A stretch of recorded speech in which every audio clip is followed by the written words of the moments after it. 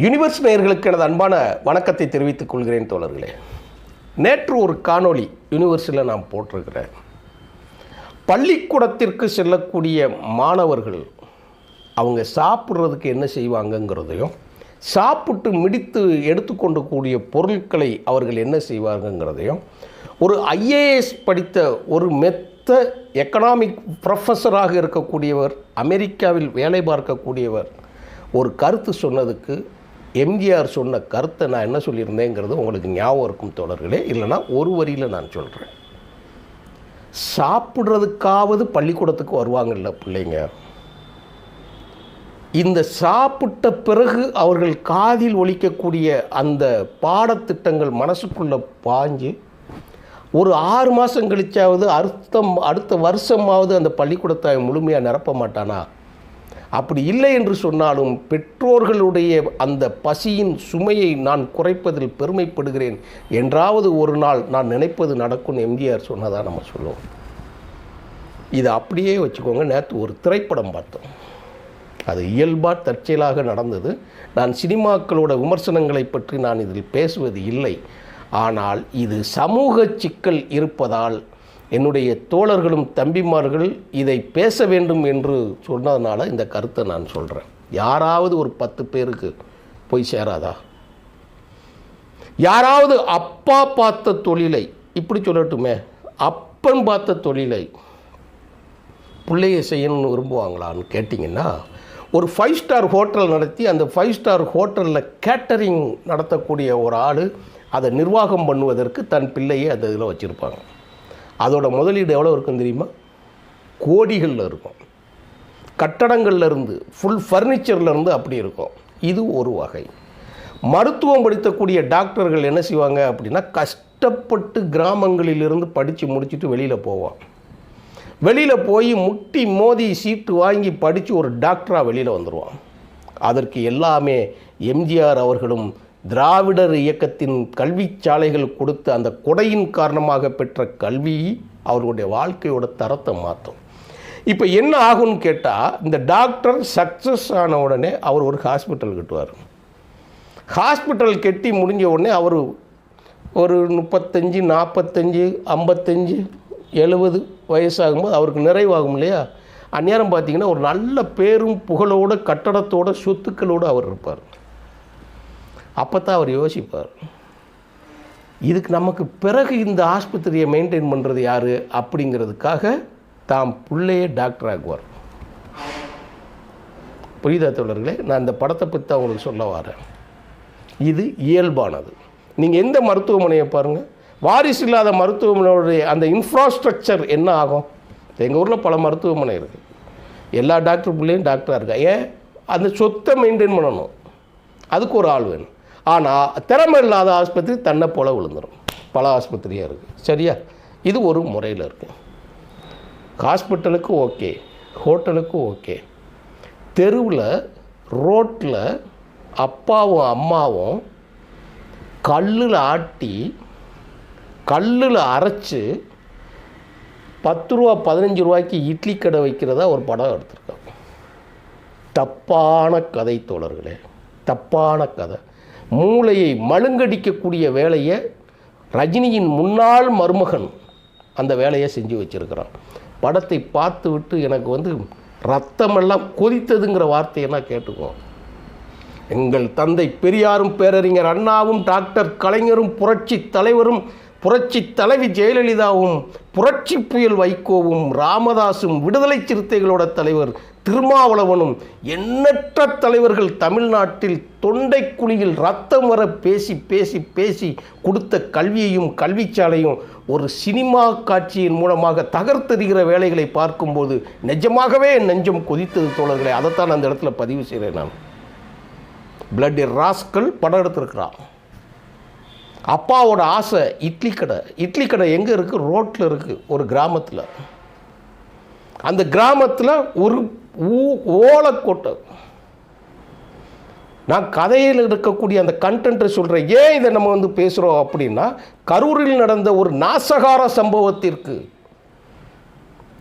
ஆயிரக்கணக்கான இளைஞர்கள் 15 வயசுலேருந்து 25 வயசுக்குள்ளே இருக்கக்கூடிய இளைஞர்கள் 10,000 20,000 பேர் திரண்டு ஒரு கூத்தாடி பயில ஒரு செய்தி ஒரு அப்படி துரும்பை அள்ளி போகாத ஒரு பையன்கிட்ட போய் 41 பேரும் நூற்றுக்கணக்கான தோழர்களும் துள்ள துடிக்க இருக்கும்போது ஆஸ்பத்திரியில் 41 மரணங்கள் 41+1 நடந்தபோது கூட அரண்மனை வாசம் செய்து கொண்டு காணொலியில் கேலி பேசக்கூடிய அந்த ராஸ்களோட வரிசையில் வரக்கூடியவங்க இவங்க என்ன சினிமா இன்றைக்கி எங்கே போய் நிற்கிறாங்கன்னு அதைத்தான் நான் உங்களுக்கு சொல்கிறேன். கோபத்தில் சில வார்த்தைகள் தடித்து இருந்தால் பொறுத்தருளணும். யாராவது ஒரு இளைஞர்கள் காதில் இதை போய் விழுவணும். பள்ளிக்கூடத்திற்கு செல்லுகிற போது பாடத்திட்டத்தில் இருக்கக்கூடிய புத்தகங்கள் கையில் இருக்குதோ இல்லையோ, நோட்டு புத்தகங்கள் கையில் இருக்குதோ இல்லையோ, ஒரு தட்டு கையில் இருக்கும். நீங்கள் அரசாங்கம் சும்மா இன்னைக்கு பேசுகிற மாதிரி நீங்கள் நினைத்து விடக்கூடாது தோழர்களே. அந்த தட்டு எடுத்துக்கொண்டு வருவதற்கு வழி இருக்காது. இன்னும் சொல்லப்போனால் வக்கு இருக்காது. ஒரு ஈய தட்டு எட்டுறதுக்கு வழி இருக்காது. அந்த தட்டையும் பள்ளிக்கூடம் கொடுத்து சாப்பிட கொடுக்குறது. சும்மா அரசு பள்ளினா லேசா? இந்த சமுதாயம் இன்றைக்கு கடந்து வந்திருக்கு. கிராமங்கள் எல்லாம் மாளிகைகளாகவும் கூரை வீடே இல்லாத ஓடு வீடே இல்லாத தமிழ்நாடுகள் இன்றைக்கி 90% இருக்கிறது என்று சொன்னால் அது நாம் பெற்ற தலைவர்களோட உழைப்பு அப்படி, சிந்தனை அப்படி. ஆனால் மூல காரணம் ஐயா பெரியார், பேரறிஞர் அண்ணா. அண்ணாவின் கையில் இந்த ஆட்சி வரவில்லை என்று சொன்னால் திமுக கிடையாது, அண்ணா திமுக கிடையாது, மதிமுக கிடையாது, விடுதலை சிறுத்தை கிடையாது, இன்ன பிற வச்சுக்கோங்க. நான் புதிய தமிழெல்லாம் சொல்ல மாட்டேன். அது சங்கிக லிஸ்ட்டில் போயிடும். சங்கி லிஸ்ட் மனித குலத்துக்கு தேவையில்லாத ஒரு கட்சி, தமிழர்கள் அவாய்ட் பண்ணக்கூடிய ஒரு கட்சிகள், அது தனி லிஸ்ட்டில் இருக்கும். அப்படி இருக்கணும். அப்படி உழைத்து அந்த அரசு பள்ளியில் படித்து அப்பாவோட ஆசையை நிறைவேற்றணுங்கிறதுக்காக கடைசியில் 4-5 பிரான்ச் வைக்கணும். அவர் கல்வி அறிவு இல்லாத ஒரு ஆள் சொல்கிறாங்கன்னு கூட வச்சுக்கலான்னு வச்சுக்கோங்க. நான் சினிமாவோட முழு விமர்சனம் கிடையாது. ஆனால் தத்தி தாவி பறந்து ஒரு இடத்தில் போய் செட்டாகி உழைத்து நின்றவனை திருப்பி பிடிச்சி இழுத்து கொண்டு வந்து மாவாட்ட வைக்கக்கூடிய கதையை அழகான இசையோட அருமையான பாடலோட இடைவேளை வரைக்கும் பார்த்தீங்கன்னா மாமன் படம் மாதிரி உணர்ச்சி வசப்படுற மாதிரி காட்சி. இப்போ இதெல்லாம் சின்ன பசங்க பார்த்தாங்கன்னா எல்லாத்தையும் விட்டு போட்டு ஓடியாந்துருவான். இந்த திருட்டு ராஸ்கல் தன்னுடைய மகனை 25 லட்சம் ரூபாய் கொடுத்து படிக்க வைக்கக்கூடிய சீமான் ஆடு மாடு மேய்க்கணும்னு சொல்கிறான். பிள்ளைகளை படிக்க வைக்கக்கூடாது. புதிய கல்விக் கொள்கைகள் அடிப்படையில் 3ஆம் வகுப்பு பொதுத் தேர்வு, 5ஆம் வகுப்புக்கு பொதுத் தேர்வு, 8ஆம் வகுப்புக்கு பொதுத் தேர்வு, 10ஆம் வகுப்புக்கு பொதுத் தேர்வு, 12ஆம் வகுப்போட முடிச்சுன்னு ஊற்றிக்கிட்டோன்னு நினைக்கிறான். வரக்கூடாதுன்னு நினைக்கிற வரிசையில் அதையெல்லாம் தகர்த்து எறிந்து தமிழ்நாடு முன்னேறி போயிட்டு இருக்கிற பொழுது இவங்க என்ன செய்கிறா அப்படின்னு கேட்டால், எங்கள் அப்பா இட்லி கடை வைக்க சொன்னார். அந்த இட்லி கடையோட ஆசை எல்லாமே இழந்தாலும் நம்மக்கிட்ட கல் இருக்குல்லங்க, அந்த காட்சியை பார்க்கும்போது என் தலையிலேயே கள்ளத்தூக்கி போட்டது மாதிரி இருந்தது தோழர்களே. அந்த கல்லும் அந்த அம்மிக்கல்லும் நம்மளை காப்பாற்றோம். கல்லும் அம்மிக்கல்லும் இருக்கிற வரைக்கும் நமக்கு என்ன இருக்குது? இது என்ன பெருமைப்படுகிற விஷயமா? உங்கள் அப்பா உங்கள் ஆத்தா, ஏன்னா நான் அப்படித்தான் பேசியாகணும். தேனியில் இருக்கக்கூடிய இதில் ஒரு காட்சியில் வரக்கூடிய அந்த பாட்டி வெளிநாட்டிலேருந்து ஒரு சீன் வரும். தோழர் இளவரசன் வராரு வெளிநாட்டிலேருந்து. அது தனுஷை பாதுகாக்கிறதுக்காக கூட வேகத்தில் கூட்டு போடுறதுக்காக. கதை ஒரு இளவு பிடிச்ச கதை, நான் சொல்ல விரும்பலைன்னு கூட வச்சுக்கோங்களேன். எல்லோரும் தெரிஞ்சிருக்கோம், நிறையா பேர் பார்த்துருப்பீங்க வச்சுக்கோங்க கூட வச்சுக்கோங்களேன். எனக்கு ஆபத்தை தான் நான் சொல்கிறேன். அவர் உள்ளே வராரு, வீட்டுக்கு வராரு. என் பகையன் பேர் ராமசாமி. ஆமாம், எனக்கும் ராமசாமின்னு ஒரு மகன் இருக்கான், வெளிநாட்டில் இருக்கான். அம்மா நான் உன் மகன் தாம்மா வந்திருக்கேன். அதில் சீனு இல்லை, என் மகன் வெளிநாட்டில் இருக்கான் சீனு. உடனே எதிரில் இருக்கிறவர் கண்ணீர் சிந்துறாரு. நான் வெளிநாட்டில் போய் பெத்த தாய் கூட, அவருடைய மனைவி சொல்கிறாங்க நேரம் போல் வயசானதுனால அவங்களுக்கு ஞாபக சக்தி இல்லை, காது கேட்கல. இவர் அழுதுகிட்டே போய் கெட்டி பிடிக்கிற மாதிரி சீனு.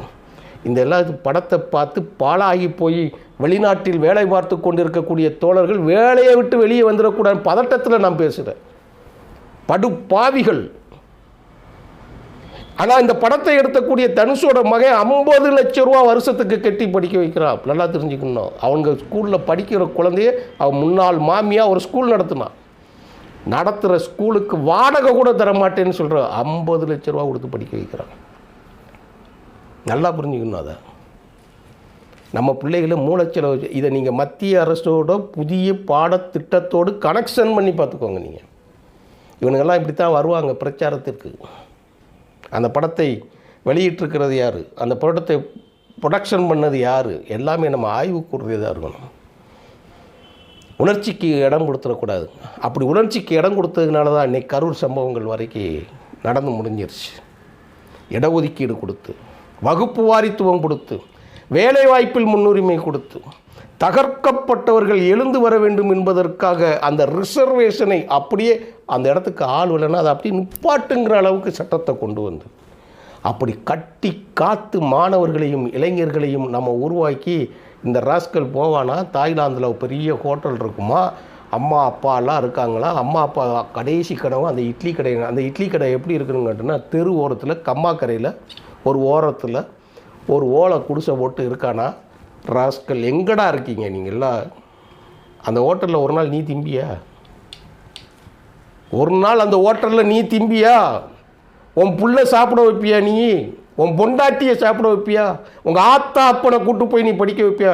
சாப்பிட வைப்பியா? நீ அங்கே என்ன படம் எடுக்கிற? நீ நெஞ்சு கொதிக்குது. படமாடாது நீங்கள் எடுத்துருக்கீங்க. அவ்வளவு சென்டிமெண்ட் பாட்டு போட்டு இசை போட்டு ஒருத்தனுக்கு கண்ணீர் வர்ற மாதிரி காட்சி வச்சு செருப்பால் அடிக்கணும் அவனுங்களெல்லாம். நாடு எங்கே போய்கிட்டு இருக்குது, உலகம் எங்கே போய்கிட்டு இருக்குது? நீங்கள் பின்னோக்கி நாங்கள் 2000 ஆண்டுகள் கஷ்டப்பட்டு சீரழிஞ்சு குலக்கல்வி திட்டத்தில் இருந்து சாக்கடை அள்ளினவனை, மலம் அள்ளினவனை, விவசாயத்தில் உள்ளே இருந்தவனை, கல்லிறக்குனவனை, காட்டில் பாடுபட்டவனை, சம்மட்டி வச்சு அடித்தவனை, படிக்கக்கூட வழி இல்லாதவனை கொண்டு வந்து அரசு திட்டங்கள் மூலமாக கொண்டு வந்து உருவாக்கி அந்நிய நாட்டுக்கு போவதற்காக ஒரு அமைச்சகத்தை உருவாக்கி செயல்படுத்திக்கிட்டு இருக்கிற நேரத்தில் இந்த பிளட்டி ராஸ்கல் இப்படி இருந்துட்டு இப்படி ஒரு படங்கள் எடுத்து வைக்கிறான். சிந்தனை இல்லாத என்ன செய்வான்? ஐயோ அப்பா அம்மா சென்டிமெண்ட்டு கனவு கட்டுருக்காங்களே, இட்லி கடை இப்படியா படம் எடுக்கிறது? பதறி விட்டேன் தோழர்களே. இதெல்லாம் பார்த்து நீ நல்ல இயக்குனர், நீ நல்ல படம். போன படம் நீ என்ன எடுத்த? கேவலமான காட்சிகளோடு 1000 லிட்டர் 10,000 லிட்டர் ரத்தத்தை கொட்டி படம் எடுத்து அதை நீ தகர்க்கிறதுக்கு நீ இன்றைக்கி இப்படி ஒரு படத்தை எடுத்து நீங்கள் கொண்டு வாருங்க. நீங்கள் படம் எடு. தவமாய் தவம் இருந்தது. இதே ராஜகிரண் நடித்தார். அச்சகத்தில் வேலை பார்க்கக்கூடிய அச்சு ஊழியரின் தன்னோட பிள்ளையை கஷ்டப்பட்டு படிக்க வச்சு ஆளாக்கி அவர் ஒரு பெரிய லெவலுக்கு அந்த பல்வேறு தவறுகளுக்கு பிறகு அந்த மாணவன் சக்ஸஸ் ஆகி அந்த குடும்பத்தை உயர்த்து நிற்கக்கூடிய காட்சிகளை படமாக்கின காட்சியை பார்த்தோம். அப்படித்தானே இருக்கணும் ஒரு படம், ஒரு புத்தகம் அப்படித்தானே இருக்கணும். இந்த படத்தை பார்த்து விட்டு வெளியில் வர என்ன செய்தியோடு வருவான்? அது மண்டையில் என்ன இருக்கும்?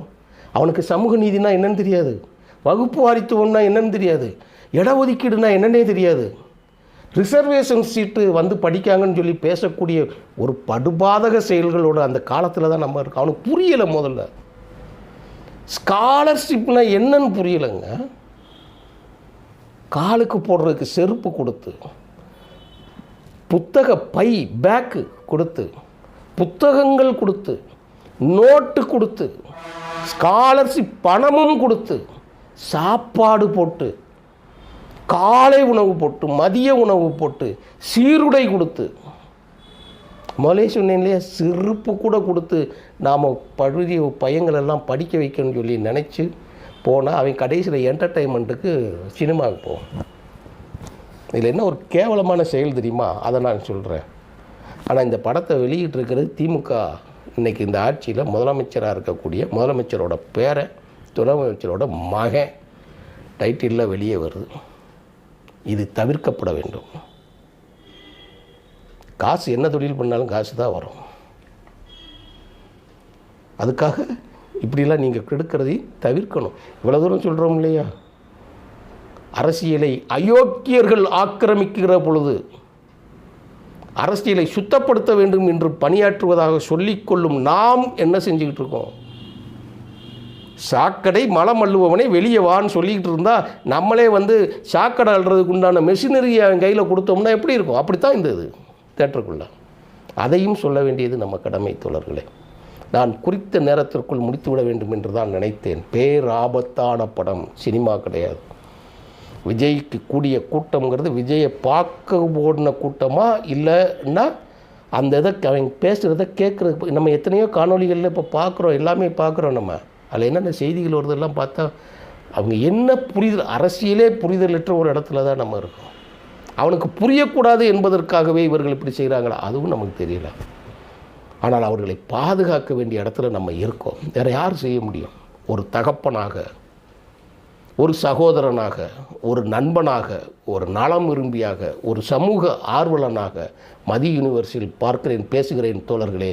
இது யாராவது ஒரு 10 பேருக்கு போய் சேர்ந்தால் அது என் வாழ்நாள் கடமையில் ஒன்றாக இருக்கிறோம்.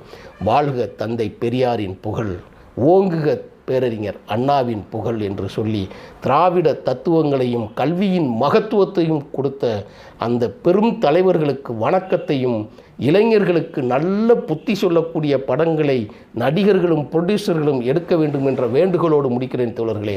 நன்றி, வணக்கம் தோழர்களே.